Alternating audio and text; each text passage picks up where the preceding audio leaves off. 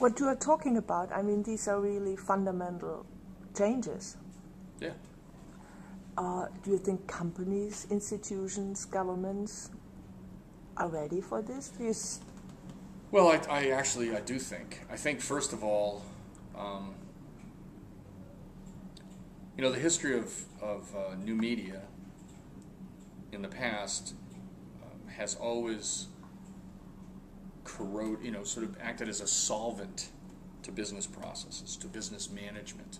So every era of time, looking back on the last hundreds of years, new things have come along, and they had an impact on business, but business was always reluctant to adopt them.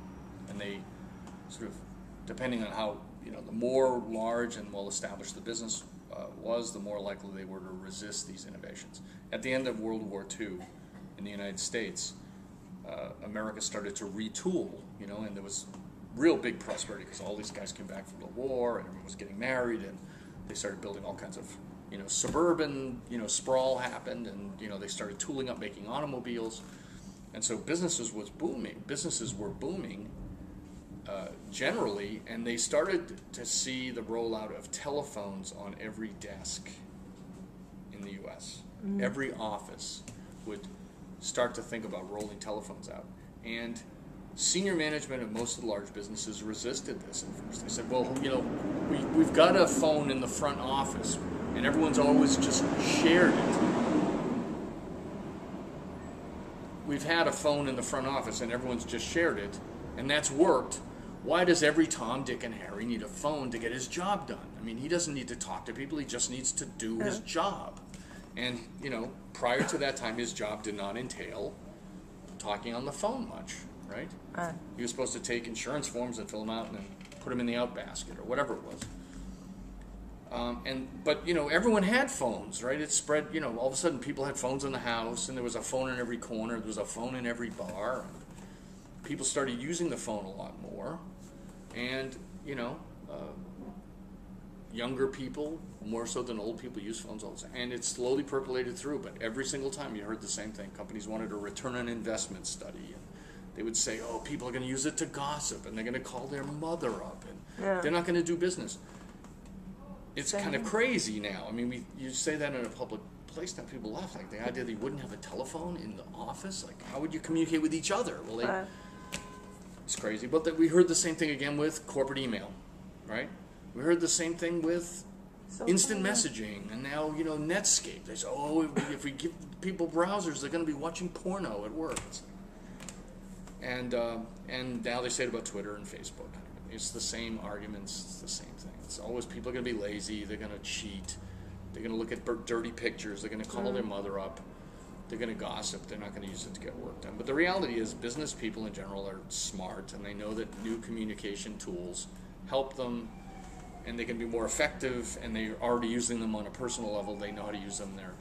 So that acts as a corrosive agent to dissolve, the old ways of doing business. And in some companies, it slowly percolates its way in a little at a time. Some companies are a little more forward-looking, and they just say, let's just do it. Let's roll phones out on every desk. How will it change the structure of a company?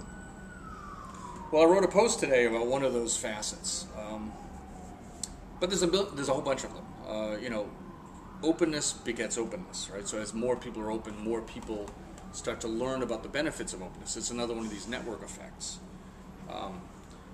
So there's a long list of ways in particular. The thing I wrote about most recently was that one of the fundamental things about social tools and the way they work is they're based on networks. That is, personal relationships with other people, and information flows through those relationships as the primary modality of stuff. And then, in an open social context, people get to decide who they think is important to them, and who they sort of can choose who they want to listen to, and so on. And as a result, this has a very interesting effect in that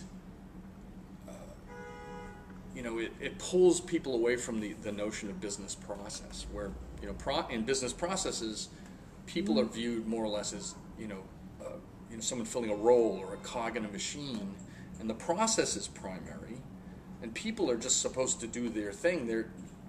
The communication that happens between them is supposed to be only when there's some exception that comes along. Otherwise, there's no reason to communicate unless you're being pulled out of your primary job. Think about the budget process or something. And so that whole conception is actually, so very industrial, right? And it's a metaphor based on how machines work, or chemical processes work, or logistics, trucks moving around in the streets. It's really nothing like how people actually coordinate work between themselves. It's not how people communicate or come to decisions or learn new things. It's a mechanistic model.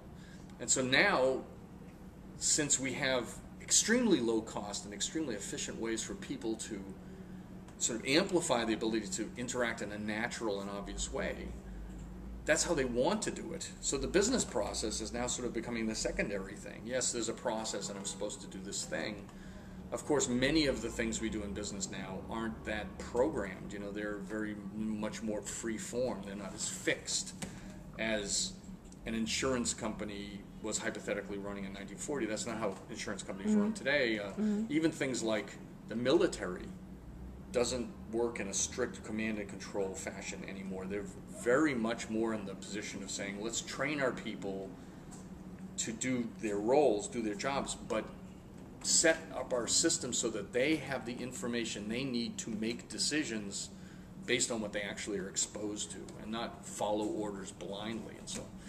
So that's really, we're in a situation where the change is fundamental, which is we need to build systems to give information to people so they can make decisions. They have choices to make.